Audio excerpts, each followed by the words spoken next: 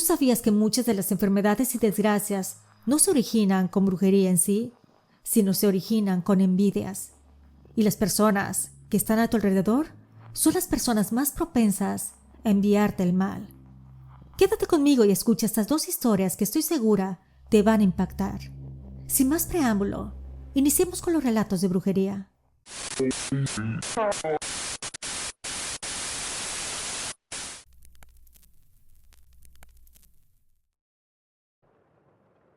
Imagina vivir una vida acomodada y verla desmoronarse sin explicación. No por malas decisiones, ni por la mala suerte que todos usamos de excusa, sino por algo más incómodo: la envidia. Esa pariente silenciosa que se sienta a la mesa y sonríe. Esta es la historia de mi familia, cuya fortuna no fue robada por ladrones, sino carcomida desde dentro, hilo por hilo, por la sombra de una tía. Me llamo Christine, vivo en Seattle, Estados Unidos, y quiero compartirte mi historia, para que veas que la brujería existe en todas partes, no solo en Latinoamérica. Al principio todo parecía perfecto. Éramos de esas familias que todos miran de reojo en las reuniones, negocios prósperos, una casa amplia con jardín siempre verde, risas que se escuchaban hasta la calle. El dinero no era un tema tabú, era una consecuencia natural del trabajo bien hecho. Mi padre decía que la prosperidad es como una planta. Si se riega con disciplina y valores, crece sola. Yo le creí. Mi tía Karen, la hermana menor de mi madre, siempre estuvo cerca. Al inicio sus comentarios parecían bromas torpes, que qué rápido nos salían las cosas, que a ver si no se nos subía a la cabeza. Pequeños pinchazos que se justificaban con risas nerviosas. También estaban sus regalos extraños, como figuras antiguas, collares que protegían, plantas que insistía en poner en rincones específicos. Nadie vio el peligro. ¿Quién iba a pensar mal de la hermana menor de mi mamá, la que siempre iba a misa y hacía obras de caridad? Mientras nuestros negocios crecían, algo en ella se iba torciendo. La tía terminó casándose con un hombre perezoso, de esos que sueñan con atajos y detestan los caminos largos. ¿Le gustaba beber? Sí, pero ese no era su verdadero problema. El problema de él, realmente, era mi tía. Ella lo manipulaba con una habilidad silenciosa, casi elegante.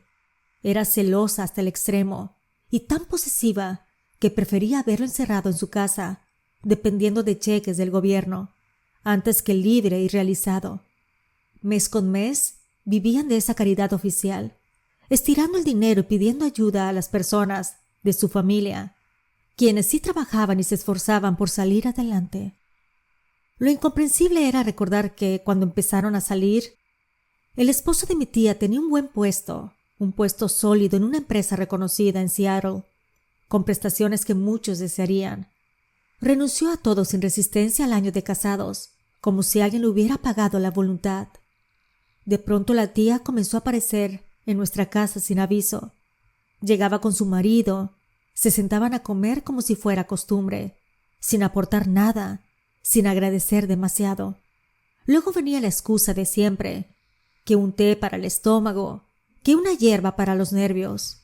Y mientras hablaba sus manos revisaban la alacena, los cajones de la cocina y hasta los rincones del garage. Todo con una naturalidad inquietante, como quien busca algo que ella sabe que está ahí. Cuando ocurrió lo que estoy a punto de contarte, yo estudiaba en una universidad privada en Seattle, una institución exigente, de esas que presumen prestigio y cobran caro. Mis padres tenían el dinero para pagar mi semestre, siempre lo habían tenido. Por eso aquella noche en que me llamaron a la sala, sentí que algo se quebraba incluso antes de sentarme. Sus rostros cargaban una tristeza mezclada con remordimiento. Me explicaron que ya no podían seguir pagando mi escuela. Mi papá había invertido una suma importante en un negocio que parecía seguro.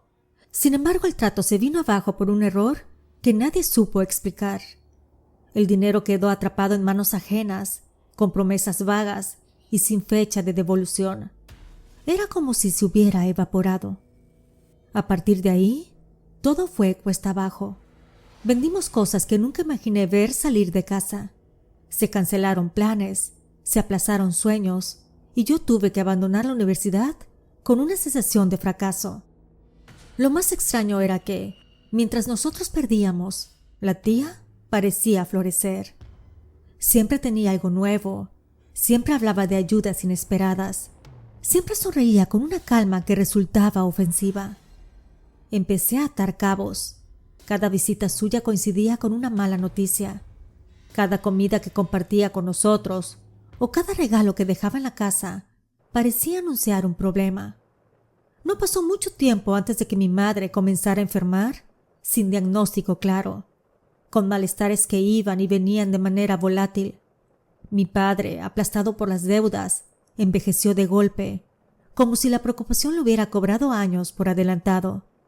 La casa, antes luminosa y llena de vida, se volvió oscura y fría, como si algo invisible hubiera apagado su ánimo. Llegó un punto en el que ya no hubo más opciones. Mis padres tuvieron que vender una propiedad para poder pagar la deuda de la casa en donde vivíamos. Recuerdo el día en que se firmaron los papeles. Nadie lloró, pero el silencio pesaba más que cualquier llanto. Y mientras nosotros perdíamos pedazo a pedazo lo que tanto había costado construir, la tía parecía disfrutarlo. Su sonrisa era distinta, más larga, más segura. Hacía comentarios disfrazados de compasión, pero en el fondo había algo celebratorio en su mirada, como si nuestra caída confirmara que, por fin, el mundo estaba en equilibrio a su favor. Aquí viene algo curioso, algo que incluso hoy me cuesta explicar sin sentir un nudo en el estómago. Yo no creía en la brujería ni en nada paranormal. En mi familia somos bautistas y nos enseñaron a no fomentar ni siquiera la curiosidad por esas cosas. Para nosotros, eso no se tocaba, no se nombraba, no se creía. Sin embargo, por alguna razón que todavía no entiendo del todo, un día me apareció uno de tus videos en mi pantalla. Me agradó tu voz, así de simple. Yo hablo inglés y español y pensé que sería interesante practicar el idioma mientras escuchaba una de tus historias. No obstante, algo curioso comenzó a pasar. Conforme me fui adentrando en el relato, algo empezó a incomodarme. Las situaciones que narrabas nos estaban pasando a nosotros en ese mismo momento.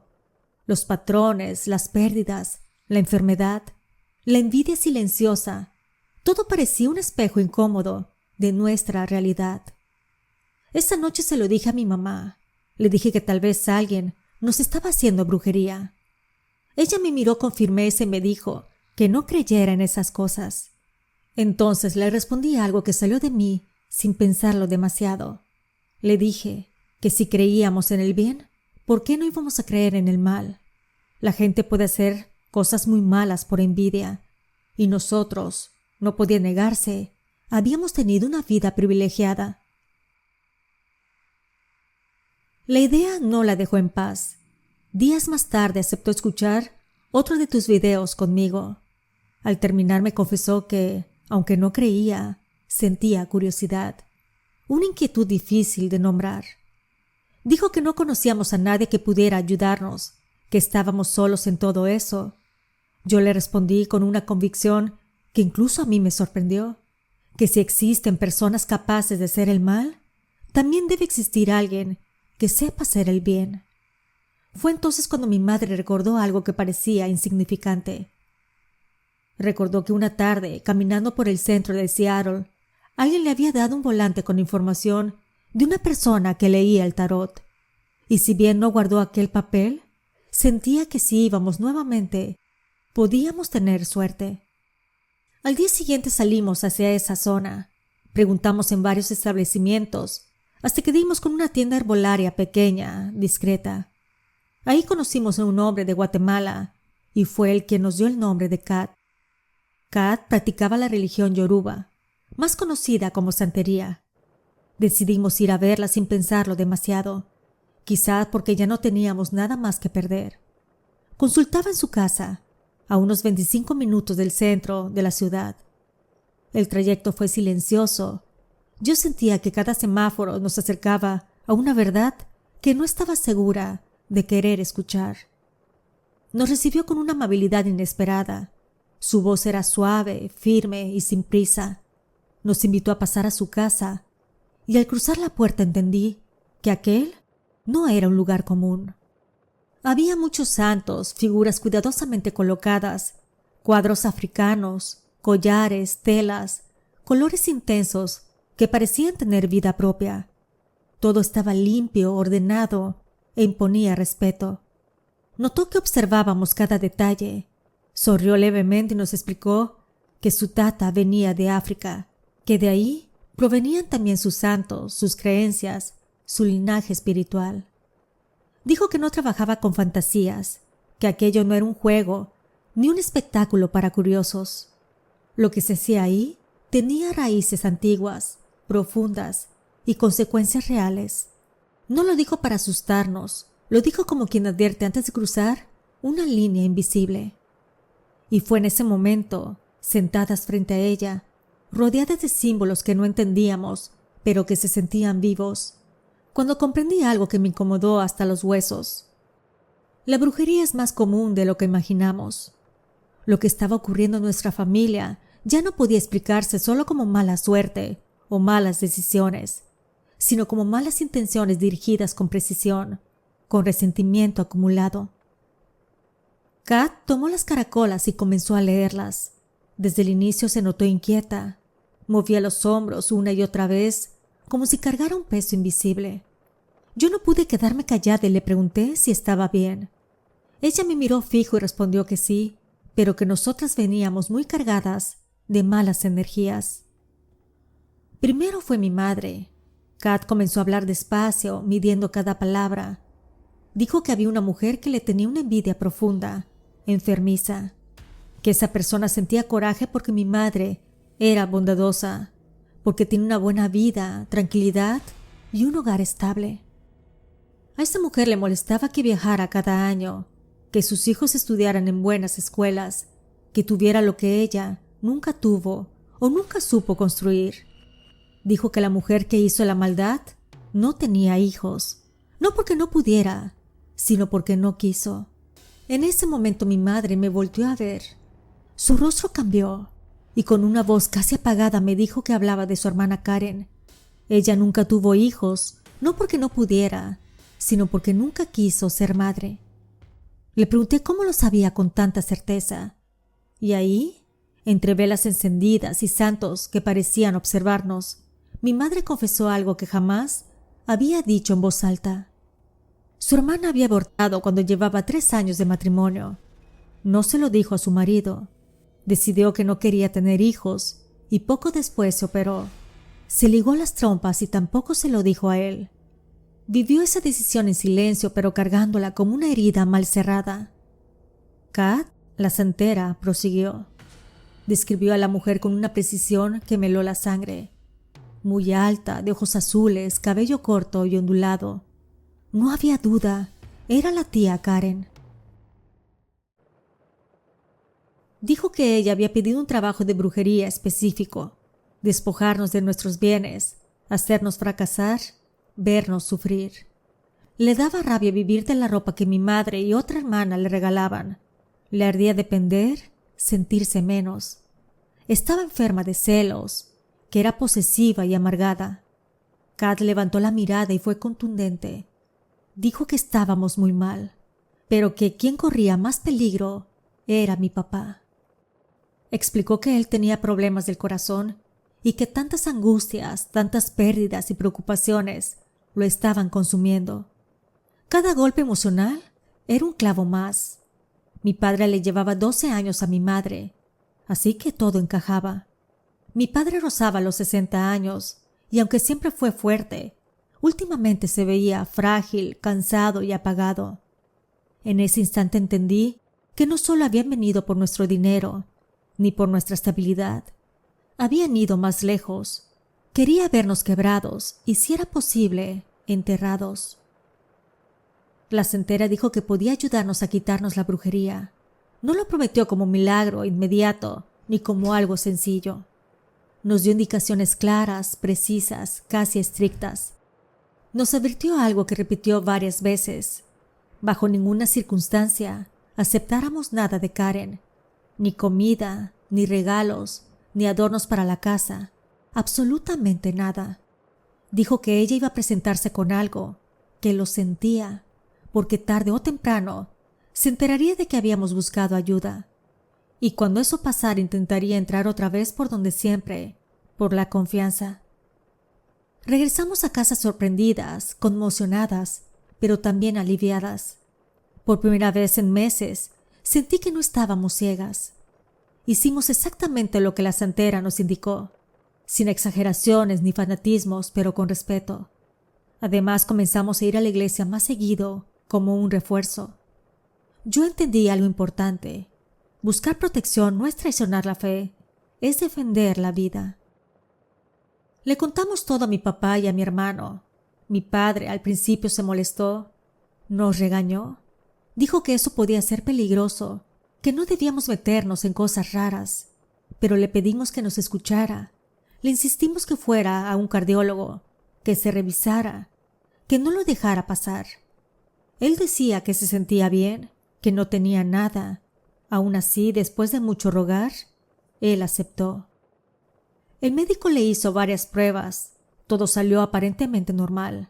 Sin embargo, le recetó un medicamento especial, por si acaso. Era de esos que se colocan debajo de la lengua. El doctor dijo que no estaba de más, que más vale prevenir que lamentar. 3 semanas después, llegó el Día de Acción de Gracias. Mis abuelos organizaron la reunión como cada año. Fuimos y ahí estaba Karen como si nada. Dijo que había preparado espagueti para la cena y que le había traído unos aretes a mi mamá. Mi madre le agradeció con educación y los guardó, pero cuando salimos de la cena, ya en la carretera, mi mamá bajó el cristal del coche y tiró los aretes. Dijo que no los iba a llevar a casa por más bonitos y caros que parecieran. Pasaron solo 2 días cuando la tía Karen llamó por teléfono. Le preguntó a mi mamá si le habían gustado los aretes y le pidió que le enviara una foto usándolos. Mi madre le dijo que luego se le enviaba, que estaban muy lindos. Sin embargo, jamás se le envió. Y fue en ese momento cuando supimos que Karen ya lo sabía, que había entendido que nosotros sabíamos. De eso ha pasado más de 1 año. Mi mamá casi no habla con su hermana. La tía Karen se alejó no solo de nosotros, sino también de mis abuelos. Se encerró con su esposo, viviendo aislados como ermitaños, desconectados de todos. Mi papá logró que le devolvieran el dinero y su negocio poco a poco se fue levantando de nuevo. No volvió a ser el mismo como antes, pero va por buen camino. En cuanto a mí, logré revalidar algunas materias en una universidad pública. Ya no quise regresar a la escuela privada, no por derrota, sino por elección. Aprendí que no todo lo caro vale la pena y que a veces la vida te cambia el camino para enseñarte algo más grande y hacerte más humilde. Mi papá no ha tenido ningún infarto, gracias a Dios, pero ahora es consciente de que debe revisarse, cuidarse y no ignorar las señales. ¿Que si creo en la brujería? No tienes idea.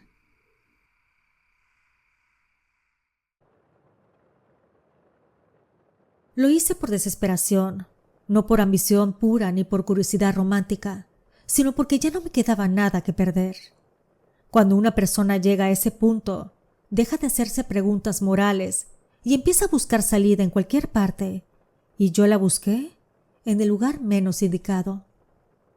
Había leído sobre los demonios en las encrucijadas, en foros viejos, en libros mal escaneados, en notas al pie que parecían advertencias escritas con prisa. Historias como la de Robert Johnson se repetían con distintas máscaras. Talento repentino, ascenso fulminante y final temprano. Todos advertían lo mismo y nadie parecía escucharlo.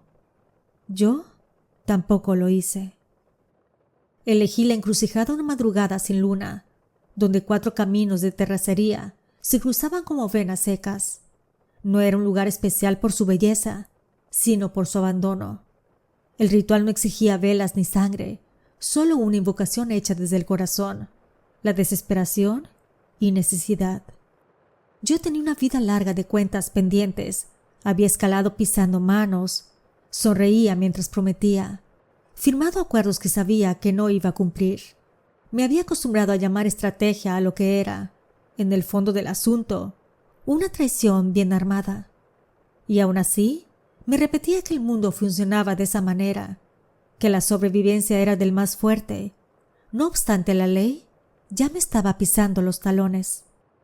El ritual prometía lo inmediato, poder sin intermediarios, dinero, influencia a cambio del alma. ¿Pero qué es el alma? ¿Quién la ha visto? ¿Será que sea real? Así que como yo no creía en eso, se me hizo fácil tomar esa oscura salida. Cuando terminé de hacer el ritual, no hubo relámpagos ni apariciones teatrales. Sentí una claridad violenta, una lucidez que me erizó la piel. Supe, sin que nadie me lo dijera, que el trato estaba hecho. Los días siguientes siguieron iguales hasta casi cerca del mes en que todo empezó a cambiar. Las puertas se abrían antes de tocarlas. Las personas confiaban en mí con una facilidad inquietante. Mis decisiones, incluso las más arriesgadas, siempre caían de pie. Me sentía invencible. Confirmado, el mundo sí premia a los audaces. Pasaron los meses y mi situación económica mejoró de una manera obscena, casi ofensiva. No hablo de estabilidad ni de alivio, hablo de un crecimiento brutal. 1000% arriba sin explicación lógica. Deudas desaparecieron, contratos llegaron solos, oportunidades que otros llevaban años persiguiendo caían en mis manos, como si siempre hubieran sido mías. Yo sonreía, agradecía y seguía adelante. Fue entonces cuando empecé a verlo. Al principio fue algo tan normal que mi mente lo archivó como coincidencia. Un hombre vestido de negro, siempre de negro, sentado en el café que frecuentaba por las mañanas, o en el restaurante al que fui una noche, cerca de la mesa donde estaba con una chica con la que tenía una cita. En el cine, 3 filas más arriba, inmóvil incluso cuando la gente se levantaba. Lo extraño no era su presencia, sino su rostro. Yo lo veía, claro que lo veía, pero cada vez que intentaba recordarlo, no podía. Sabía que tenía ojos, nariz, boca, pero era como intentar recordar un sueño borroso. No podía describirlo. Su cara se borraba en el momento exacto en que dejaba de mirarlo. Me di cuenta honestamente hasta que uno de mis clientes, un hombre meticuloso, de esos que recuerdan fechas y detalles inútiles, me hizo un comentario que me heló la sangre. Dijo con total naturalidad que en nuestras 3 citas de trabajo, en distintos lugares y días, había visto al mismo hombre sentado cerca de nosotros, a ese hombre de negro. Ahí fue cuando caí en cuenta. Desde ese día empecé a notarlo de verdad. No era que apareciera de vez en cuando. Iba exactamente a donde yo iba. Si cambiaba de ruta, ahí estaba. Si entraba a un lugar nuevo, él ya estaba sentado. Incluso cuando estaba en casa, lo veía a través de mi ventana si me asomaba. La noche en que decidí acercarme lo encontré afuera, bajo la luz amarillenta del poste, más oscuro que la sombra misma. Sentí miedo, pero también una rabia cansada. Le pregunté qué quería. No recuerdo toda la conversación. Eso es lo más aterrador. Mi mente parecía haber guardado solo fragmentos, como si alguien hubiera editado la escena. Recuerdo que me dijo que estaba cuidando sus activos o algo así. No estoy seguro de la palabra exacta, pero la intención era clara. No hablaba de dinero, no hablaba de propiedades. Hablaba de mí como si yo fuera parte de un inventario. Desde entonces el miedo dejó de ser un sobresalto y se convirtió en rutina. He buscado ayuda espiritual, empecé a ir a misa con una disciplina que jamás había tenido. Me confesé, dije en voz alta cosas que nunca pensé pronunciar frente a otro ser humano. Hago obras de caridad no para ser visto, sino para convencerme de que todavía podía inclinar la balanza. Doné dinero, tiempo, favores. Intenté reconstruirme desde lo correcto, desde lo permitido, desde lo que siempre había despreciado. Y funcionó hasta cierto punto. Ya no veo a ese hombre tan seguido. No está en cada café, ni en cada esquina, ni en cada sala oscura. Pero eso no me tranquiliza, al contrario. Ahora lo siento, es peor. Su ausencia no es alivio, es camuflaje. Como si hubiera aprendido a ocultarse a plena vista, como si ya no necesitara mostrarse porque sabe que entendí. A veces percibo su presencia en detalles mínimos, una silla movida cuando estoy seguro de haberla dejado en su lugar, una sombra que no coincide con la luz, el reflejo de una ventana que tarda medio segundo de más en desaparecer. No lo veo, pero sé que está ahí, observando, registrando, esperando. Tengo miedo, pero no un miedo infantil. Es un miedo lúcido, adulto, de esos que no te hacen correr, sino calcular cuánto tiempo te queda antes de que algo se cobre lo que es suyo. ¿Rezo? Sí, pero también escucho. Y en el silencio, cuando la casa se queda quieta y mi respiración es lo único que se mueve, siento que no estoy solo, que sigo siendo vigilado, no por odio ni por prisa, sino por derecho. Tal vez esto sea el verdadero castigo, vivir sabiendo que algo me posee sin tocarme, que me dejó seguir adelante solo para demostrarme que el trato sigue vigente, que puedo caminar, trabajar, rezar, pero jamás olvidar. Porque los demonios de las encrucijadas no persiguen, esperan, y yo tengo la terrible sensación de que, haga lo que haga, ese hombre de negro nunca se fue, solo aprendió a quedarse donde ya no puedo verlo. Querida familia, si te han agradado estos relatos, me encantaría que me lo cuentes en los comentarios. Si me escuchas por YouTube, regálame tu like y forma parte de los miembros exclusivos del canal, que con una pequeña aportación no solo ayudas a la creación de contenido original, sino que disfrutarías de beneficios exclusivos. Te mando un fuerte abrazo y nos vemos en el próximo episodio porque aquí la brujería existe y yo te lo cuento.